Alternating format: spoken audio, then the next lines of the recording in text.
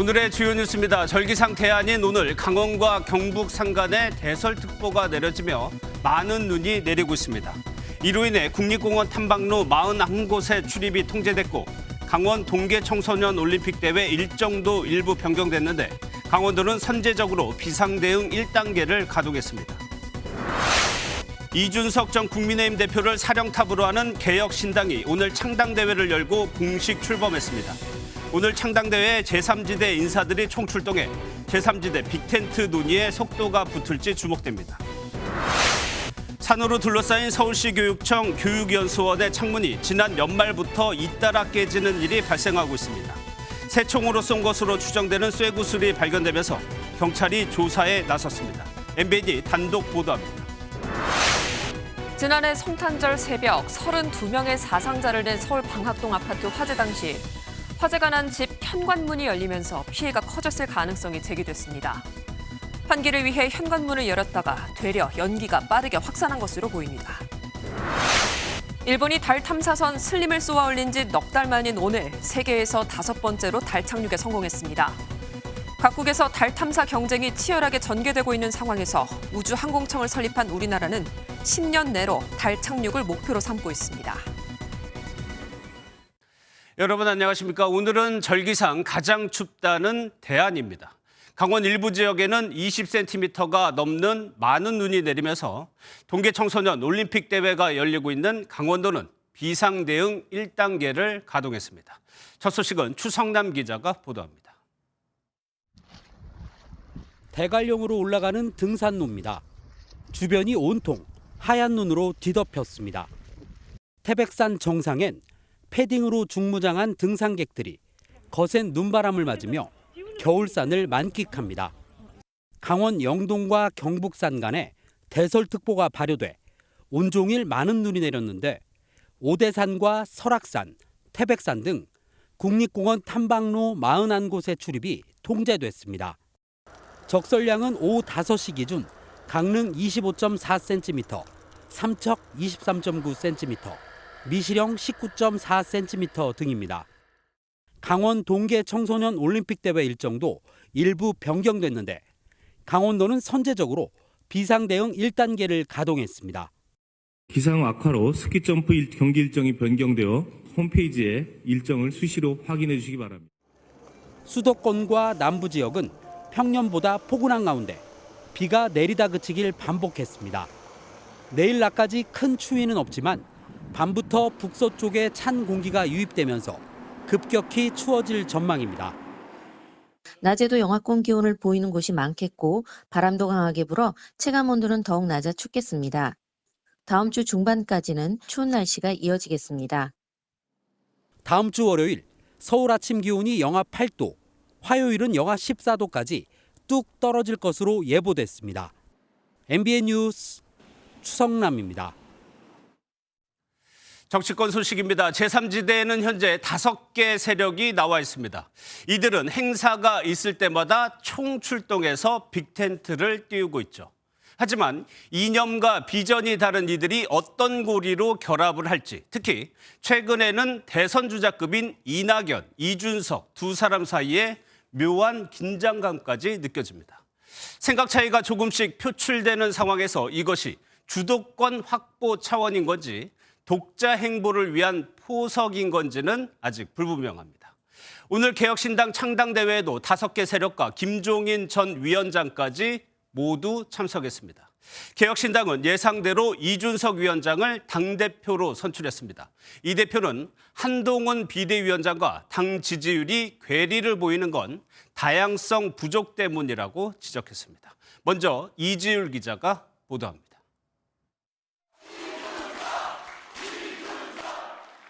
개혁신당 당대표로 추대된 이준석 전 국민의힘 대표가 지지자들의 연호 속 단상에 오릅니다.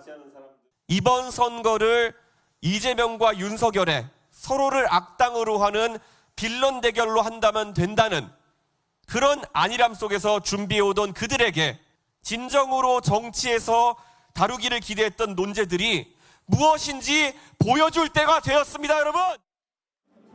이 자리에는 각자 신당을 이끌고 있는 이낙연 전 더불어민주당 대표, 김종민, 조응천, 정택은 미래대연합 공동창당준비위원장, 양양자 한국의 희망 대표, 금태섭 새로운 선택 공동대표 등 이른바 빅텐트 주역들이 모두 참석했습니다. 이 대표는 윤석열 대통령과의 갈등을 언급하며 눈물을 보이기도 했습니다. 집권 1년 차에 대통령과 싸우겠다 결심했을 때 그 마음이 무엇인 줄 아십니까? 개혁신당 초대당원은 5만 4천여 명으로 이날 행사엔 주최 측 추산 지지자 2천여 명이 참석했습니다. 정책위의장엔 김용남 전 새누리당 의원이, 최고위원엔 천하람, 허은하, 이기인 창당준비위원장이 임명됐습니다. 김종인 전 국민의힘 비상대책위원장은 제3지대 세력의 화합을 당부했습니다. 단일 대우로다가 돌아오는 4월 총선을 맞이하실 것 같으면은 여러분들이 소기의 목적을 충분히 달성할 수. 제3지대 주도권을 쥐기 위한 삿바 싸움이 치열한 가운데 개혁신당 출범을 계기로 빅텐트 논의에 속도가 붙을지 주목됩니다. MBN 뉴스 이지율입니다. 이낙연 전 대표는 앞서 이번 총선에 출마하지 않겠다고 밝혔습니다. 그런데 이재명 대표의 지역구인 인천 계양을로 가야 한다. 또 호남에 출마해야 한다. 이런 출마 압박을 제3지대로부터 받고 있습니다. 이 전 대표는 오늘 답을 하지 않았습니다. 이어서 표선호 기자입니다. 개혁신당 창당대회에 참석한 제3지대 인사들은 입을 모아 신당과의 공감대와 협력을 강조했습니다. 우리는 시대가 어떤 변화를 요구하고 어떤 정치를 원하는지를 우리가 알고 있습니다. 그 일을 우리가 함께 해야만 합니다. 거대 양당에 맞서 총선에서 성과를 거두기 위해 빅텐트 결성의 필요성을 강조한 겁니다.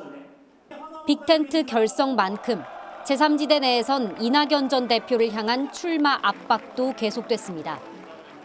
이준석 대표는 이 전 대표를 이재명 피해자라며 이재명 대표의 지역구인 인천 계양을 출마를 제안했고, 미래대연합에서는 호남 출마를 거듭 요구했습니다. 신당 세력의 총선 승리를 위해서 호남 쪽으로 좀 가셔서 호남에서 신당의 바람을 좀 일으켜 주셨으면 좋겠다. 이 전 대표는 말을 아꼈습니다. 혹시 계양구 출마하실 의향 있으신지 알고 싶습니다. 열차 시간 늦습니다. 이 전 대표 측 관계자는 계양으로 갈 이유는 하나도 없다며 불출마 입장은 그대로라고 선을 그었습니다. 하지만 이 전 대표도 공동의 협력을 강조하고 있는 만큼 연대 파트너들의 제안을 받아들이고 직접 나설지 행보가 주목됩니다. MBN 뉴스 표선우입니다. 미국이 북한의 수중 핵무기 체계 시험에 대해 이를 입증할 정보가 많지 않다며 한국 정부와 파악 중이라고 밝혔습니다. 하지만 진위 여부를 떠나 북한이 실제 행동에 나설지에 대해서는 심각하게 받아들여야 한다고 강조했습니다. 워싱턴에서 최중락 특파원입니다. 존 커비 백악관 전략소통 조정관은 북한의 수중 핵무기 시험에 대해 확인할 수 없다고 밝혔습니다. 이와 관련해선 한국 정부와 정보를 파악 중이라고 설명했습니다.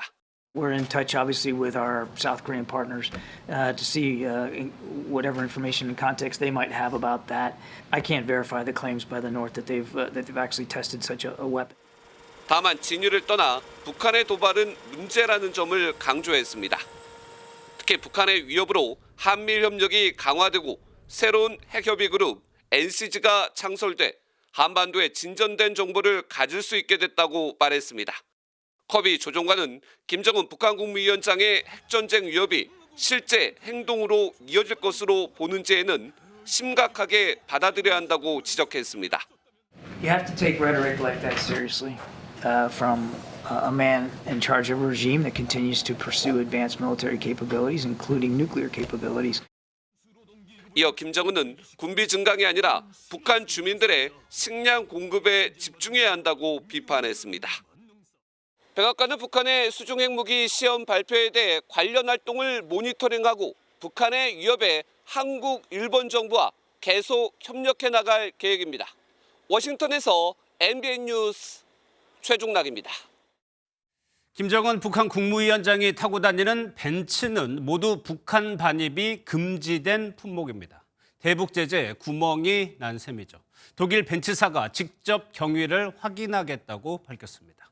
강재목 기자가 보도합니다.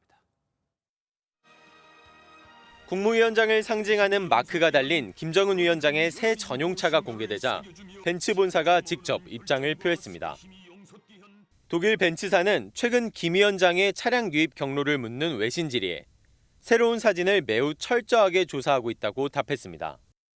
이어 규정을 준수하고 윤리적 관행을 지키고자 하는 신념에 따라 북한과 같은 국가에서는 사업을 하지 않는다고 설명했습니다. 대북 제재를 위반한 협력업체가 확인될 시 단호히 대응하겠다는 입장을 명확히 한 것입니다. 전문가들은 차량이 북한 내부까지 입수된 배경에는 중국과 러시아의 느슨한 제재가 있었을 것이라 분석합니다.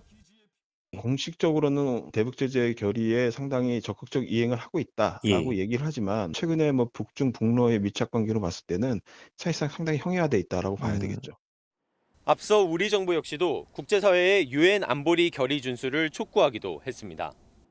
북한의 사치품 수입은 유엔 안보리 제재에 따라 금지되어 있는 바, 따라서 어떤 나라라도 북한의 제재 위반 행위에 동조하지 않기를 촉구합니다. 지난해 자사 차량들의 북한 유입 과정과 관련해 자체 조사의 한계를 토로했던 벤츠사가 이번 조사에 어떤 결과를 내게 될지 주목됩니다. MBN 뉴스 강재묵입니다. 네, 지금부터는 사건 사고 소식 먼저 단독 보도로 이어갑니다. 서울 서초구 산자락에 서울시 교육청 연수원이 있습니다. 이 연수원에서 창문이 잇따라 깨지는 일이 벌어졌습니다. 워낙에 한적한 곳이라 처음에는 새가 부딪힌 건가 했는데 누가 새총으로 쏜 듯한 쇠구슬이 발견되면서 경찰이 현재 수사하고 있습니다. 최민성 기자입니다. 군데군데 뭔가에 맞아 깨진 듯한 창문이 눈에 띕니다. 서울시 교육청 교육연수원에서는 지난해 12월 26일 3층 창문 2곳, 4층 창문 1곳이 잇따라 깨졌습니다. 당초 연수원 측은 새가 충돌한 것으로 파악했지만 반전이 있었습니다. 연수원 옥상에서 직경 9mm 쇠구슬이 2개나 발견되면서 경찰이 수사에 나선 겁니다. 요즘 이제 이게 오리무중이니까 이제 아마 제가 알기로는 어저께 이제 제가 신고를 한 걸로. 경찰은 손상된 유리창의 각도를 미뤄봤을 때 우면산 등산로에서 쇠구슬을 발사했을 가능성이 높다고 보고 있습니다. 다만 발사 장치가 무엇이었는지는 아직 확인되지 않았습니다. 인적이 드문 데다 주변에 CCTV도 없어 누가 쇠구슬을 쐈는지 알기도 어렵습니다. 여기는 연수원 입구인데요. 대문을 막아둔 건 아니어서 외부인 누구나 쉽게 들어갈 수 있습니다. 평일 아침에 일어난 일이라 하마터면 인명피해도 벌어질 수 있었습니다. 서울방배경찰서는 수사에 착수해 용의자를 추적 중입니다. MBN 뉴스 최민성입니다. 네, 전국에서 사고도 많이 발생했습니다. 고속도로에선 달리던 트럭이 갓길에 서 있는 대형 화물차를 들이받는 일이 있었고요. 부산에선 빗길에서 오중 추돌 사고가 발생했습니다. 박상호 기자입니다. 흰색 트럭 앞부분이 화물차 뒤쪽에 끼어 처참하게 부서졌습니다. 오늘 오전 9시 20분쯤 영동 고속도로 서창 분기점 인근에서 1톤 트럭이 갓길에 정차한 4.5톤 화물차를 들이받았습니다. 이 사고로 트럭 운전자가 다리 등을 다쳐 병원으로 옮겨졌습니다. 크게 생명에 지장이 있거나 그럴 정도로 심하게 다치시진 않으셨습니다. 차량 부서진 거에 비해서는 양호하시더라고요. 경찰은 차량이 미끄러졌다는 트럭 운전자의 진술을 토대로 정확한 사고 경위를 조사하고 있습니다. 종일 비가 내린 부산에선 오늘 오후 1시 7분쯤 오중 추돌 사고가 났습니다. 다행히 크게 다친 사람은 없었지만 4명이 병원 치료를 받고 있습니다. 소방대가 연기가 자욱한 건물 안으로 들어갑니다. 어젯밤 11시 20분쯤 서울 구로구 지식산업센터 건물 8층에서 불이 나 1시간 만에 꺼졌습니다. 탈선 건물 어떤 용도인지 확인토록. 소방이 출동했을 땐 스프링클러로 인해 불이 많이 꺼진 상태였는데 인명피해도 없었습니다. 오늘 오전 충북 청주의 3층짜리 다가구 주택 1층에서도 불이 나 1명이 화상을 입고 주민 8명이 연기를 마셔 병원으로 옮겨졌습니다. 또 경기 부천에선 새벽에 아파트 상가 1층에서 불이 나 11명이 대피하는 소동이 벌어졌습니다.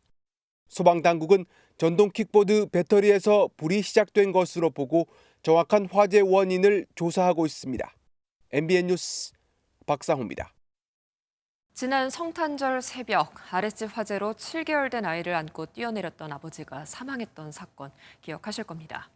32명의 사상자를 낸 이 아파트의 화재 원인이 일부 드러났습니다. 불은 3층 집 담뱃불에서 시작됐고 불을 끄지 못하고 현관문을 전부 연 것이 참변을 부른 것으로 보입니다. 전민석 기자입니다. 지난해 성탄절 새벽 화재로 2명이 숨지고 30명이 다쳤던 아파트입니다. 비극이 일어난 지 한 달 가까이 지났지만 매캐한 냄새를 비롯한 화재의 흔적이 짙게 남아 있습니다. 냄새도 그렇고 특히 잠잘 때 불을 켜고 잔다라는 아이도 있어서 저희도 비슷하게 느끼고 있거든요. 소방과 경찰의 조사 결과 불이 난 집에 현관문이 열려 있어 피해가 커졌을 가능성이 제기됐습니다. 화재 당시 연기를 막는 1차 방어선 역할을 해줬어야 할 현관문은 안팎에 2개나 있었지만 모두 열린 채 고정돼 있었습니다. 2차 방어선 역할을 해줬어야 할 방화문마저 열려 있었던 탓에 유독한 연기가 순식간에 아파트 전체로 퍼졌습니다. 불이 난 집에 살던 70대 A씨는 불이 덜 꺼진 담배꽁초를 버리고 잠들었다가 뒤늦게 쓰레기통에 불이 붙은 걸 발견했다고 진술한 것으로 전해졌습니다. 스스로 불을 꺼보려다 실패하고 환기를 위해 현관문을 활짝 연 게 결정적인 실수로 추정됩니다. 외부 공기와 불꽃이 만나며 삽시간에 불이 커졌고 A씨와 아내는 탈출구가 막히자 그대로 3층 창밖으로 뛰어내려 몸을 피했습니다. 문 밖에는 소화기와 소화전이 있었지만 사용하지 않은 것으로 보입니다. 이 불로 한 명이 계단으로 대피하다 연기를 마셔 숨졌고 한 명은 7개월 된 아이를 구하려고 4층에서 뛰어내렸다가 숨졌습니다. 경찰은 A씨와 아내를 다음 달 초 입건하고 자세한 조사를 이어갈 예정입니다. MBN 뉴스 전민석입니다. 시골 마을에서 화재가 나면 사망 사고로 이어지고 있습니다. 최근 보름간 전북 지역에서만 화재로 6명이 사망했는데 모두 60대 이상의 고령자입니다. 아무래도 빠르고 민첩하게 대응하기 어렵기 때문으로 대책 마련이 절실한 상황입니다. 강세훈 기자입니다. 농촌의 한 주택에서 시뻘건 불길이 타오릅니다. 불은 1시간 만에 꺼졌지만 집은 완전히 무너져 내렸습니다. 집안에서는 80대 남성과 60대 아내가 숨진 채 발견됐습니다. 전북 남원의 또 다른 주택입니다. 보시는 것처럼 겉은 멀쩡하지만 내부 집기 일부가 불에 타면서 60대 남성이 숨졌습니다. 전북 익산과 진안의 농촌 마을에서도 주택 화재로 3명이 사망했는데 80대 이상 고령자였습니다.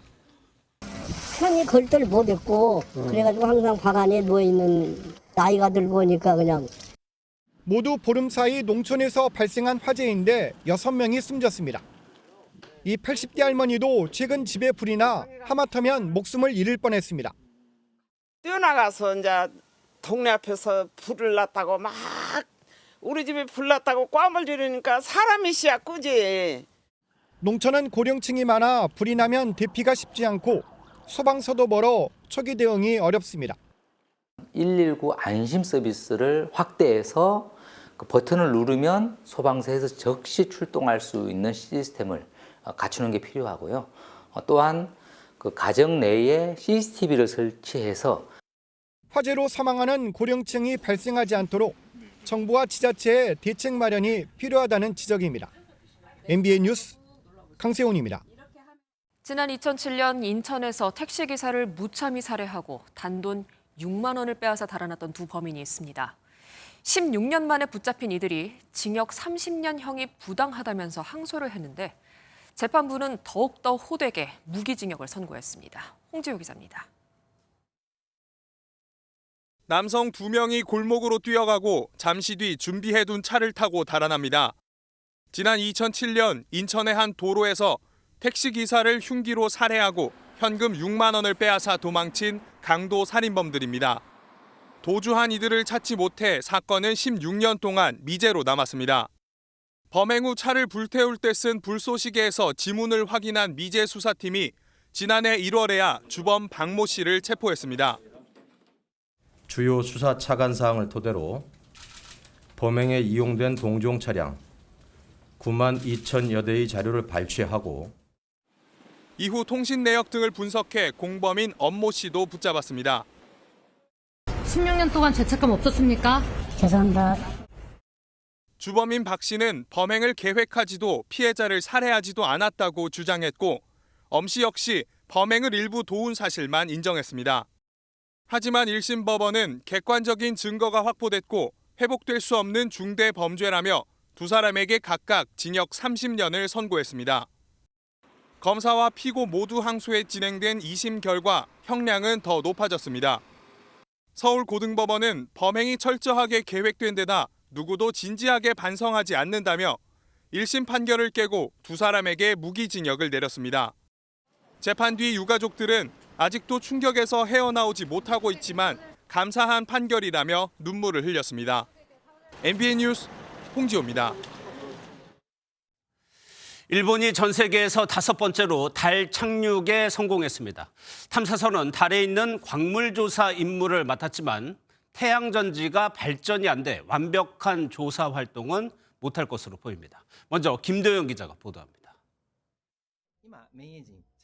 지난해 9월 일본 다네가시마 우주센터에서 쏘아진 달 탐사선 슬림이 고도를 낮춥니다. 오늘 0시 20분쯤 슬림이 달에 착륙했다는 소식에 초조하게 지켜보던 일본 국민들의 박수가 터집니다. 일본 우주항공연구개발기구는 기자회견을 열고 슬림이 성공적으로 착륙했다고 밝혔습니다. 午前0時20分に小型月着陸実証機スリムが月面へ着陸したことを確認いたしました。 달 착륙에 성공한 나라는 미국과 구소련, 중국과 인도에 이어 일본이 5번째입니다. 슬림은 달에 있는 광물의 종류와 성분을 분석한 뒤 데이터를 지구로 보내는 임무를 맡았습니다. 하지만 임무 수행에는 차질이 생기며 자체적으로 60점 정도로 평가하고 있습니다. 太陽電池の発電ができていないという状況が今確認されております。 착륙 과정에서 탐사선의 자세가 흐트러지면서 태양광을 받을 수 없게 돼 전력 공급이 어려운 것으로 파악하고 있습니다. 이 때문에 태양의 기울기가 변해 태양전지에 햇빛이 닿아 다시 움직일 가능성에 실낱 같은 희망을 걸고 있습니다. 일본은 앞서 2022년과 지난해에도 달 탐사선을 발사했지만 통신 두절, 고도 파악 오류 등으로 착륙엔 실패했습니다. MBN 뉴스 김도형입니다. 최근 달 탐사 소식이 자주 들리고 있습니다. 주진희 기자와 더 알아보도록 하겠습니다. 어서 오세요. 예, 이번에 일본 탐사선에서 주목할 만한 기술이 그 핀포인트 착륙 이거라고 하던데 이게 뭐예요? 네, 그 일본의 달 탐사선 슬림의 임무는 사실 달에 있는 광물을 관찰하고 카메라로 촬영을 하는 겁니다. 그러려면 원하는 위치에 딱 착륙하는 것이 유리한데요. 이런 핀포인트 착륙 기술은 전 세계적으로 아직 유례가 없다고 합니다. 예.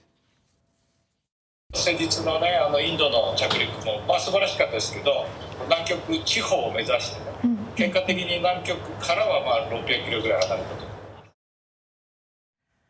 네, 이런 기술을 개발하려고 일본은 장난감 로봇을 만드는 완구 회사부터 자동차 회사까지 민간도 개발에 참여를 시키고 정부가 보조금도 주고 있다고 합니다. 예. 그런데 달 탐사에 민간 기업이 참여한 건 미국이 더 활발한데 얼마 전에 발사에는 성공했는데 결국 실패로 돌아간 사례가 있었죠. 네, 맞습니다. 미국의 세계 최초의 민간 개발 달 탐사선 페레그린이 발사가 됐지만 착륙에는 실패했습니다. 예. 실패 후에 다시 지구로 돌아와서 대기권 안에서 연소된 것으로 알려지는데요. 지금 방금 보셨던 영상도 그 과정에서 찍은 아름다운 지구 영상이었습니다. 이처럼 미국은 다른 나라와 달리 민간의 우주 개발 경쟁도 아주 치열한 상황입니다. 표를 준비했는데 한번 보시면요. 예. 작년 전 세계에서 우주 로켓 발사 횟수 중 절반이 미국입니다. 한데 대다수가 일론 머스크의 스페이스 X가 차지하고 있는 걸 보실 수 있습니다. 예. 미국의 나사는 더 나아가서 2026년까지 달에 사람을 보내겠다는 유인 달 탐사 계획을 진행시키면서 명실상부한 우주 강국 자리를 지키고 있습니다. 예. 그러니까 미국 다음이 이제 중국이라고 볼 수 있는데 얼마 전에 우주 정거장에 과일 보냈다 이렇게 홍보도 했는데 중국의 기술력이 어느 정도예요? 네, 한번 보시면요. 중국은 일단 우주 정거장인 팅궁을 가지고 있습니다. 그곳에서 우주인들이 생활을 하고 있는데 이들에게 과일을 담은 화물 우주선을 쏘았고 그게 안전하게 도킹에 성공했다면서 영상도 공개를 했습니다.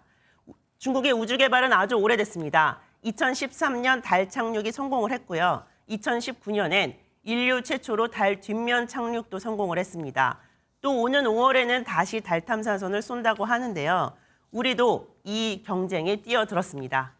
우주항공청 설립은 2032년 달 착륙, 광복 100주년인 2045년 화성 탐사를 통해 글로벌 우주 강국으로 도약하는 이번 특별법 통과로 오는 5월부터 한국판 나사인 우주항공청이 출범해서 본격 달 탐사 경쟁에 우리도 뛰어들 것으로 보입니다. 알겠습니다. 잘 들었습니다. 국제부 주진희 기자였습니다. 다음 소식입니다. 요즘 마트에서 판매하고 있는 설날 과일 세트마다 이 샤인머스켓이 꼭 빠지지 않고 들어가 있다고 합니다. 한때는 귀족 과일이라고 불릴 만큼 비싸서 사 먹기도 힘들었던 게 샤인머스켓인데 과일 세트에 포함된 이유를 알아봤습니다. 정설민 기자입니다. 한 대형마트가 준비한 설 선물 세트입니다. 명절 차례상에 오르는 사과와 배 말고도 샤인머스켓이 포함된 4, 5만 원대 과일 세트가 늘었습니다. 한 백화점이 선보인 소용량 과일 세트에도 어김없이 샤인머스켓이 들어있습니다. 사과와 배 가격이 천정부지로 뛰면서 과일 세트 가격이 급등하다 보니 상대적으로 가격이 안정적인 샤인머스켓을 끼워 넣은 겁니다. 우리가 좋아하는 흔히 사과배 가격이 너무 많이 올라서 샤인머스켓 가격이 옛날이나 비슷하기 때문에 그걸 많이 찾는 편이죠. 실제로 사과 도매 가격은 1년 전에 2배로 뛰었고 배 가격도 65%가량 올랐습니다. 지난해 봄에 냉해와 우박 피해를 보고 여름엔 폭염과 폭우에 병충해까지 돌면서 사과와 배 생산량은 크게 줄었습니다. 반면 2016년 국내에 도입된 샤인머스켓은 한때 귀족 과일로 불렸지만 재배 농가가 늘면서 가격이 뚝뚝 내려갔습니다. 최근 생산량이 많이 늘어나 시세가 안정적인 샤인머스켓을 활용한 선물 세트를 확대하여 소비자들의 선물 세트 구매 부담을 줄이고자 노력하였습니다. 경기 불황 속 가성비를 찾는 발길에 명절 과일 선물 트렌드가 바뀌고 있습니다. MBN 뉴스 정세민입니다. 부동산 시장 침체로 사전 청약까지 마친 민간 아파트가 사업을 전면 취소하는 일이 벌어졌습니다. 처음 발생한 사례인데 문제는 이런 사업장이 속출할 가능성이 있다는 겁니다. 김경기 기자입니다. 2년 전 사전 청약이 진행된 인천 서구의 한 아파트 부지입니다. 자풀이 여기저기 무성하고 얼음구덩이도 있습니다. 내년 11월 입주 예정인 아파트지만 이렇게 터파기도 안 된 채 사실상 방치된 상태입니다. 시행자인 민간 건설사가 인허가 지연 등을 이유로 사업을 취소한 겁니다. 지난해 본 청약이 예정돼 있었지만 공사비는 증가하는데 주변 집값은 낮아져 어려움을 겪은 것으로 알려졌습니다. 분양가 자체가 높다 보니까 힘들지 않을까. 더 저렴한 금액으로 이미 인프라 다 형성돼 있고 살 수 있는 것들이 많으니까. 사전 청약을 받고도 사업 자체가 취소된 단지는 이번이 처음으로 당첨자들에겐 계약 해지가 통보됐습니다. 청약홈 계좌 부활 등 후속 절차가 진행될 예정인데 결과적으로 이 기간 다른 아파트를 사거나 청약할 기회만 날리게 됐습니다. 문제는 부동산 침체로 이런 사업장이 늘어날 수 있다는 점입니다. 땅값도 비싸고 공사비 올라가고 고금리고 분양가는 문제가 되고 하니까 지금 단계에서는 정부가 주택 수요자들의 불안을 서둘러 달래려고 도입한 사전 청약 제도가 이들을 더 불안하게 만들면서 무용론은 거세질 전망입니다. MBN 뉴스 김경입니다. 이동통신사 5G 요금제에 3만 원대의 저렴한 요금제가 처음으로 출시됐습니다. 정부의 지속적인 요청이 있었는데 통신비 절약을 실감할 수 있을지 알아봤습니다. 정예린 기자입니다. 이동통신사 중 처음으로 KT가 3만 원대 5G 요금제를 출시했습니다. 3만 7천 원에 데이터 4GB를 제공하는 이 요금제는 선택 약정 25% 할인을 받으면 2만 7천 원대로 사용할 수 있습니다. 기존엔 최저가가 4만 5천 원으로 할인을 적용해도 33,000원대였던 만큼 6,000원 정도 저렴해졌습니다. 7만 원대 가격을 쓰고 있어가지고 2만 원대면 훨씬 저렴해서 쓰기 좋은 것 같습니다. 정부가 소비자 부담 완화를 목표로 통신비 인하를 압박해온 상황에서 KT가 먼저 총대를 메고 나선 겁니다. 5G 요금제 최저 구간이 4만 원대 중후반으로 높으며 소량 구간에 선택권이 제한되어 개선이 필요합니다. SK텔레콤과 LG유플러스도 곧 3만 원대 5G 요금제를 출시할 것으로 예상됩니다.